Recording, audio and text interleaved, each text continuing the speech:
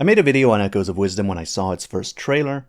The point of that video was that I didn't think they were going to do more classic Zelda games. I saw the trailer, I saw the emphasis the trailer was placing on multiple solutions to the same problem, and it brought Tears of the Kingdom to mind. I thought that going forward, even the 2D Zelda games would be devoid of the classic Zelda elements that I wanted to see return. So that was the point of that video, and having now beaten Echoes of Wisdom, I can happily report I was wrong. I was so wrong. I had a lot of fun with Echoes of Wisdom. It is not only a good game, it is a good classic Zelda game. It does still have its issues, which I'll talk about in this review, and it does borrow heavily from Tears of the Kingdom's puzzle philosophy. But despite this, it does still have real dungeons, the kind that have keys you need to get and doors that you need to open, and unconnected from the outside world. And probably most importantly for me, the story's not told in a disjointed way. It's a linear story. When talking about Zelda, I focused a lot on my channel on the divisions between different Zelda fans, what the different kinds of groups are and what they want for the future of the series. And I think if you are an exclusively classic Zelda fan, the kind that has hated Breath of the Wild, hated Tears of the Kingdom, felt that they were too great a departure from the series' roots, then you should give this a try or at least listen to more of my video. Because in a lot of ways, you're the target audience. It will be uniquely appealing to you.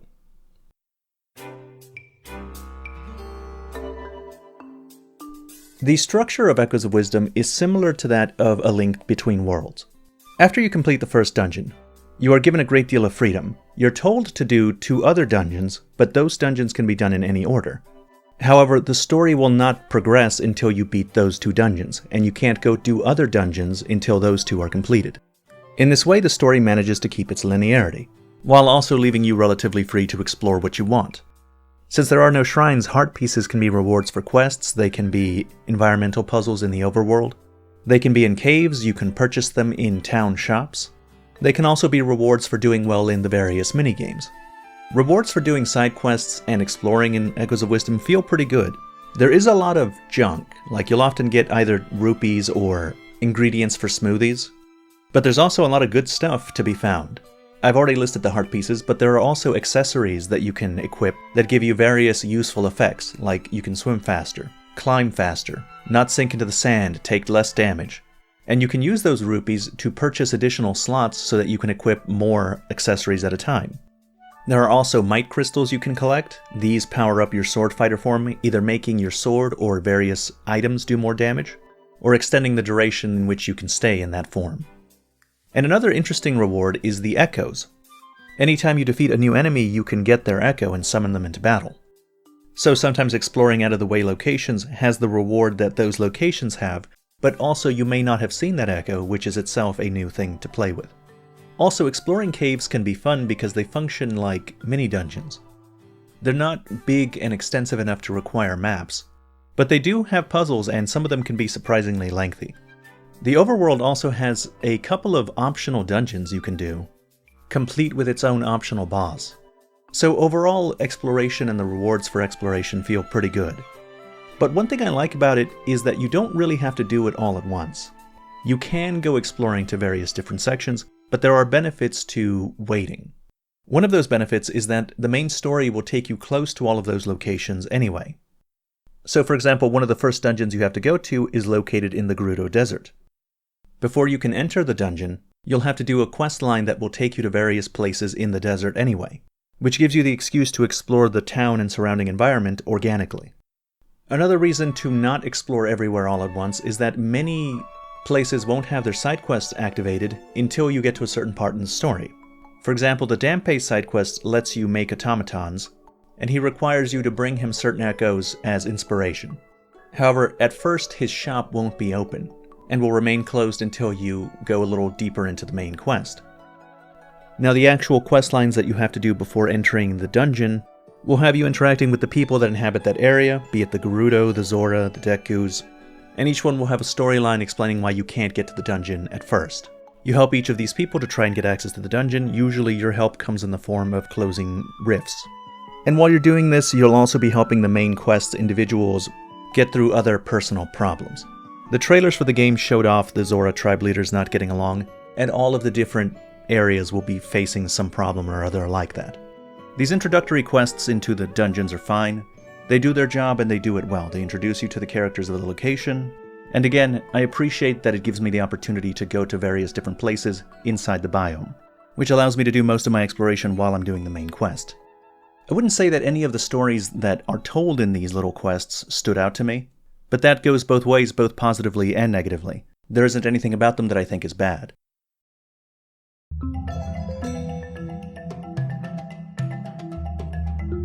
When looking at the trailers for Echoes of Wisdom, my biggest worry was that we were going to end up with a Tears of the Kingdom situation, where they give us a bunch of tools and want us to be able to have multiple solutions to the same problem, but inadvertently cause all problems to be solvable with the same set of solutions, either with one very powerful solution or just alternating between the same three.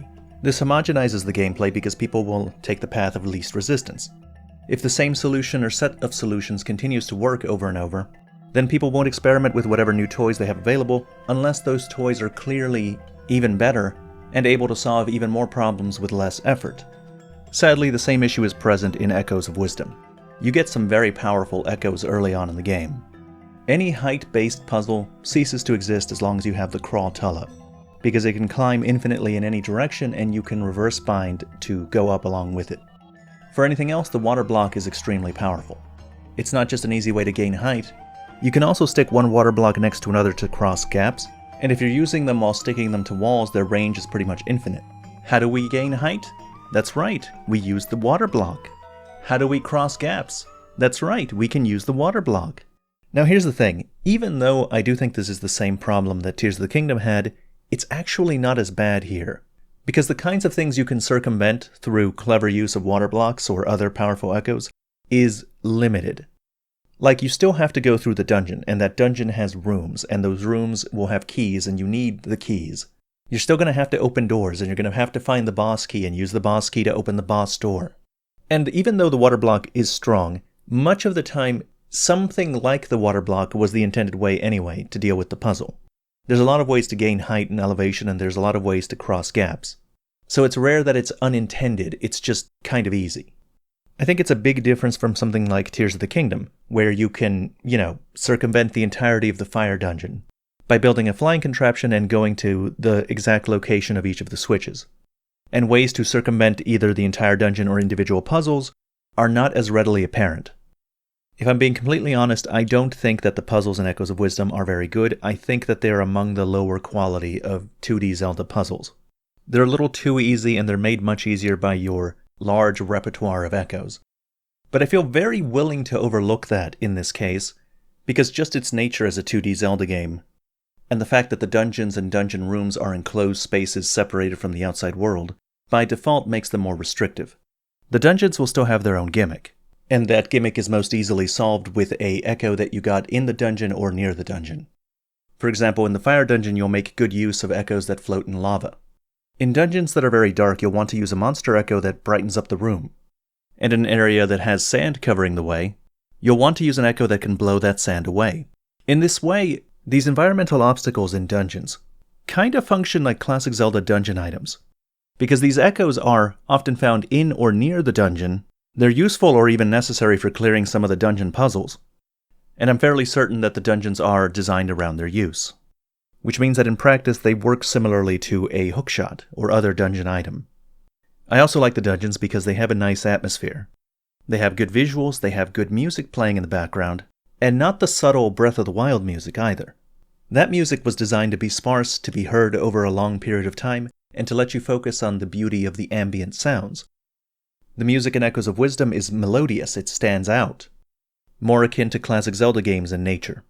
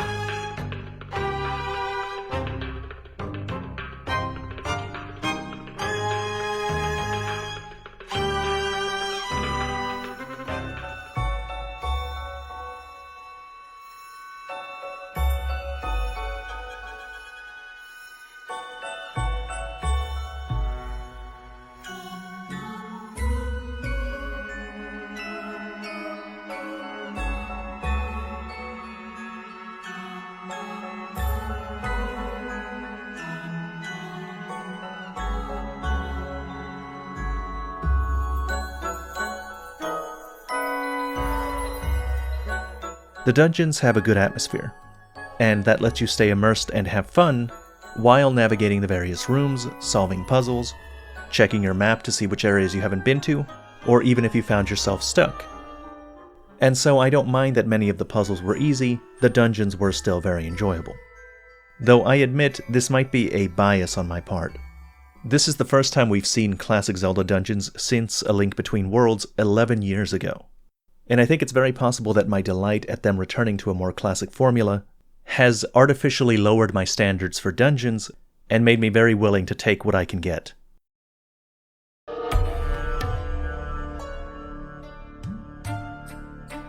Killing a monster will grant you that monster's echo, then you can summon that monster to fight for you. When you summon them, they'll have different properties and they will attack at different frequencies and in different ways, but most of them will be able to attack immediately after being summoned, which makes it useful to summon one, let him attack, and then summon another one and let him attack even if it's the same one. This way you don't have to wait for the monster to attack again, you can make him attack through repeated summoning. There is no cooldown for repeated summoning. If the monster is destroyed, you can summon it back right away. You don't even have to wait for it to be destroyed. You can summon it back, taking advantage of its propensity to attack quickly when first summoned. Towards the end of the game, I started to notice that I was using different kinds of high-level echoes to deal with different situations. For example, the Dark Nut level 3 has heavy armor, meaning he can shrug off small attacks. Even attacks that do damage to him, he can still hyper armor through. He has wide swings and does a continuous spin attack, dealing high damage to anything big enough not to get knocked away. Lizafo level 3 on the other hand was highly mobile. He attacks quickly, he can jump into the air hitting flying targets. He's aquatic so you can use him in water, and his attack is usually long range since it's a forward stab, meaning that he can attack a lot of the times out of other monsters' range. And the Sword Moblin level 3 will have a shield that lets him counter quickly, making him very good at DPSing single targets. The combat has an interesting foundation, and because monster echoes function like items and rewards, there's a surprisingly wide enemy variety across the map. But because you can just spam summon over and over, there's nothing stopping you from summoning like 6 Fire Octorok shooting long-range projectiles repeatedly. There's very few situations where spamming an echo won't work. The bosses are a little more interesting than the normal enemy encounters because the bosses can interact with the mechanics in cool ways. You can beat bosses through simple attacks and just spawning things over and over, but there are also like opportunities to do bind on them during certain situations that will leave them in a weakened state, letting you get a bunch of attacks in. Or they'll interact with specific echoes. For example, a boss might leap up into the air and then smash down onto your position, but if you summon a rock echo there, the boss will hurt itself and remain stunned for a while. And that's cool, but even in these situations, once the boss is stunned, the best and most fun way to do damage is not with echoes, but with Sword Fighter form. Sword Fighter form lets you use Link's sword and items for a limited amount of time. It is best used sparingly, but for its duration, it's very strong. Sword Fighter form is fun, a little too fun, to the point that it reveals how boring echoes are in comparison. It also has the annoying habit of changing the music when you're in the Sword Fighter form. That alone's not a problem, but since the best way to use it is to use it sparingly, you'll go into it to do quick damage and then get out of it so you're not wasting your gauge. Which means that you're going to be interrupting the background music and listening to the intro of that song over and over. That's not to say that using echoes isn't fun, it can be fun. I would have just preferred if it had a little more depth. For example, monster echoes could have a short cooldown after use, and let's say that you summon an echo, and you don't have enough points to summon that same echo again. Then it shouldn't let you summon that echo until you recall or the first one dies. The cooldown doesn't have to be big, maybe like 2 seconds. But if you recall your echo, maybe that rewards you by reducing it to 0.5 seconds, encouraging you not to let your monsters die, and rewarding you by letting you summon them quickly again. This would encourage smart use of echoes, and that's in bosses, mini-bosses, dungeon rooms, and random overworld encounters. My biggest disappointment is that the game's hero mode doesn't have anything like that. The hero mode only increases how much damage you take from enemies, and in my opinion that's not really the kind of difficulty the game needs. It needs mechanical restrictions on how echoes are used. Actually, now that we've talked about damage, we need to discuss the smoothies. Throughout the overworld, you'll find ingredients that you can use to make smoothies. It's a system similar to Tears of the Kingdom and Breath of the Wild.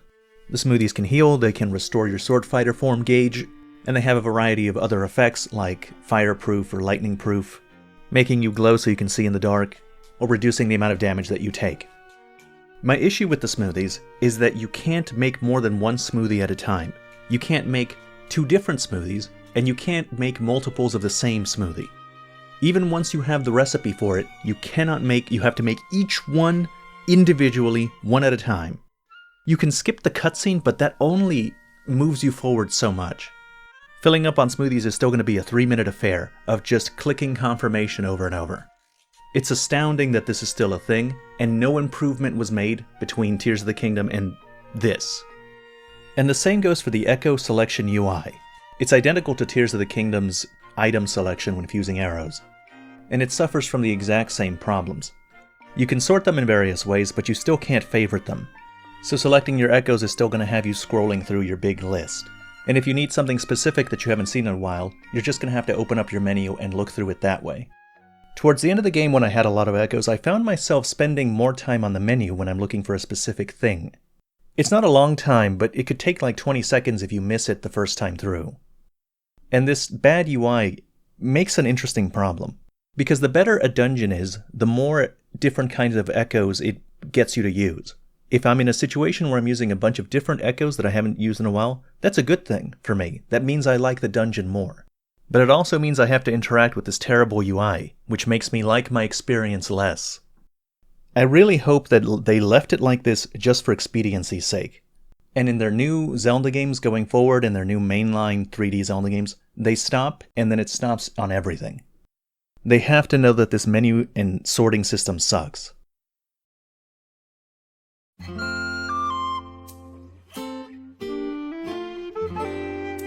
Echoes of Wisdom uses the same toy aesthetic as Link's Awakening, and at first I really wasn't sold with this. I was hoping that it would stay with Link's Awakening, or at least with their remakes exclusively. It wasn't a style I wanted to see continuously in all 2D games going forward. I still feel that way. I don't think it would be good to just have this art style be standardized for all 2D games from now on, or even for a long time. But I have to admit that it had won me over in this case. They did a really good job given the constraints of this art style. The interiors of dungeons look nice. The overworld looks very good. The trees look good. The different NPCs look good. The depictions of the different races are very nice.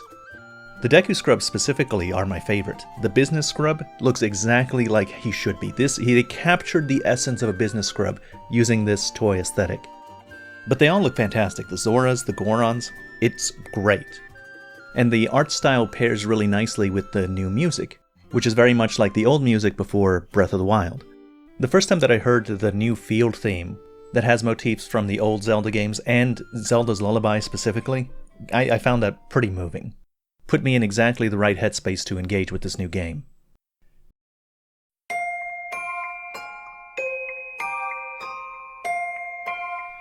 I think the story in Echoes of Wisdom is kind of uninteresting throughout most of the playthrough, and that includes all of the individual arcs in each region. I'm not saying that it's bad, I'm not saying that it isn't enjoyable. I did enjoy it. I enjoyed the story throughout the entire campaign. It's just not interesting and memorable in ways that many other Zeldas have proven themselves to be. Nothing that happened in the Gerudo Town section is going to make me remember it fondly like I do leaving your grandmother in Wind Waker, or the Deku Tree dying and having to leave the Korkiri Forest in Ocarina of Time, or the part where Midna's lament plays in Twilight Princess. Or for a more recent example, I never played the original Link's Awakening, but I did play the remake that's in this same cutesy art style, and there's nothing in Echoes that's on the level of the big reveal, which I guess I shouldn't spoil in case someone hasn't played it. Again, I want to make clear, the story is not bad, it is perfectly acceptable. I'm just kind of sad that they didn't go further with it. However, I think they kind of make up for it with the ending, because I think the finale of Echoes of Wisdom is fantastic.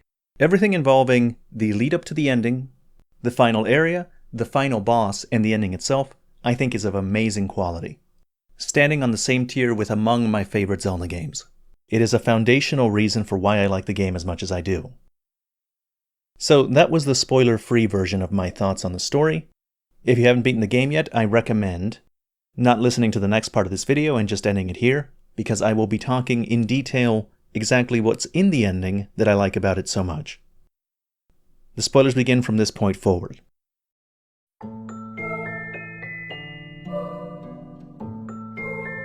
The final boss is Null, which is the void that existed before creation.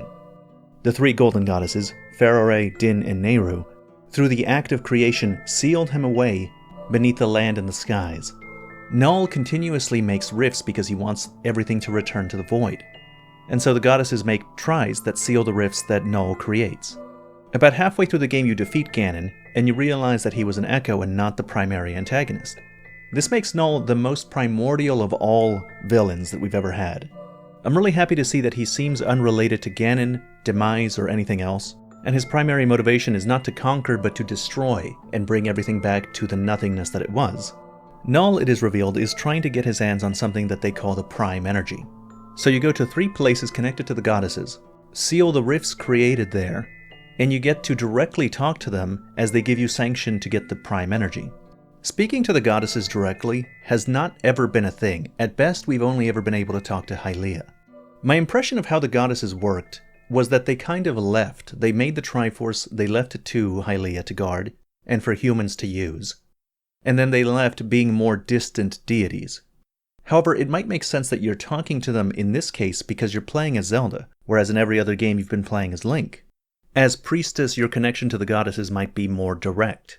Once you visit all of the locations and get the sanction from all the goddesses, you are attacked by Null, and he creates an echo of you. He does this because as you are now, you have the sanction of the goddesses to approach the Prime Energy. He's going to take it and use its power to destroy the world.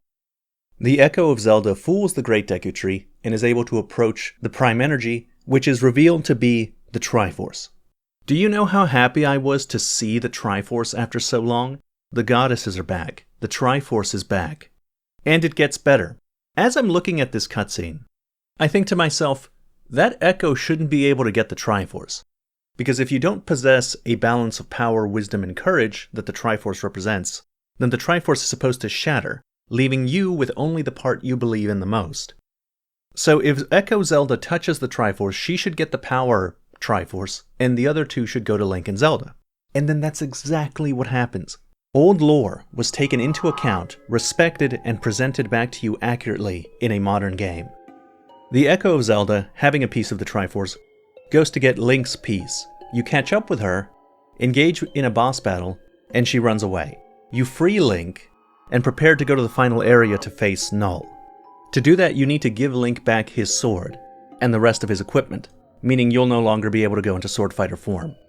This last area will have you and Link going through it together, and Link will fight alongside you. The area is not very long, but it has some interesting gimmicks with Link. Sometimes you'll be in a room fighting together, and Link is very strong. It didn't really feel like either one of you were outshining the other. Sometimes you'll be in separate rooms and you'll have to solve a puzzle so that you can move forward. You'll have sections where you don't see each other, but the paths will link up again. Sometimes you'll be in a parallel room fighting your own monsters, and there was one very neat instance where Link needed to push a button on his side of the wall, and you needed to help him get to that button. I don't really consider this section a dungeon, it's fairly short. I like some of the ideas that they play with here, but I also think it's kind of a wasted opportunity. That one puzzle where you had to help Link get to a button should have been the gimmick for the entire dungeon. The opening section gave us precedent for controlling Link. It should have given us the ability to control Link at the push of a button. You should have been able to push down on the D-pad and switch between them freely. Or up on the D-pad since you can't use sword fighter form anymore.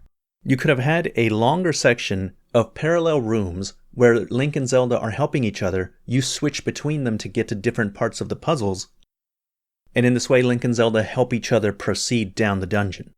Because what the dungeon does right now is the bare minimum to fulfill its purpose, and its purpose, in my opinion, is to develop a sense of camaraderie between Link and Zelda. It's supposed to feel good to see and have the other person there. But this gimmick of Link and Zelda jointly doing a puzzle together, this gimmick that they used one time, is a fantastic idea, and they should have gone with it. If they designed a whole dungeon around that idea here at the very end, I would have been very pleased. When you get to the final boss, Null absorbs the Echo of Zelda, and along with her, the Triforce piece that she got. So empowered, he begins the battle, and it's a great boss fight. You fight him alongside Link, and he has several pretty lengthy phases. The music is nice throughout the whole boss fight, but it really picks up after the second phase. You and Link will get separated, and this section of the boss fight has you in a side-scrolling water section. In this area, Null grabs a bunch of tries and gains the ability to summon the fish boss, who itself summons water tornadoes to attack you. After this, you make it back to the original boss room where Link was at. Null reappears, now empowered with all the tries he absorbed. The music shifts again for the final time, and Null is now able to summon echoes, including boss echoes, to do big sweeping attacks. Including echoes of Ganon, which is a really good cherry on top. When you finally beat him, you expose the Triforce piece at his core, and you can rip it out of him using Bind, and Link and Zelda work together to do that. It's fantastic. Everything about this boss fight was really nice. The phases were substantial, they were lengthy. It's really fun to have Link around fighting along with you. I actually wasn't aware of this, but you can grab the arms of Null with Bind, opening up the weak spot, and Link can go and deal with him for you. Which is a fun way to highlight their cooperation. Had I known about that, I'm sure it would have been even better. With the 3 pieces of the Triforce, Link and Zelda make their wish, probably to destroy Null entirely, something the goddesses couldn't do on their own because they never had access to the power of the Triforce. And I'm pretty sure Null is not going to be a repeating character. He's a one-and-done kind of villain, and that's one of the reasons I like him. We're not going to see him again. Echoes of Wisdom is not a perfect game, but it's a really good step in the right direction. It's given me hope that the classic Zelda formula is not something that Nintendo's completely done with. It introduces many of the things that I personally was asking for. Real dungeons, linear story arcs, and a linear overall story. And even more care and attention was placed on the game's history and its lore. In an interview, Onuma mentioned that Zelda players are interested in the history and the lore. And when they made a game plot that's not in line with other games, they received criticism from the fans. Probably in reference to Tears of the Kingdom's plot. And I'm happy to see that they're receptive to that criticism. It may already be bearing fruit. We have the Golden Goddesses back, we have the Triforce not just hinted at but actually there. We have Ocarina of Time lore of how the Triforce functions when somebody obtains it. And a neat thing that I didn't mention is that in Hyrule Castles there are pictures of birds, which I immediately thought was a possible reference to Skyward Sword. In Skyward Sword we find out that the bird in the royal family symbol is a depiction of a Loftwing. As I was writing this review, I noticed that I criticized it a lot. But whatever my criticisms, I deeply enjoyed it. The Legend of Zelda is my favorite series, and Echoes of Wisdom is a great new inclusion into it. That's the end of this video. As always, thank you very much for watching.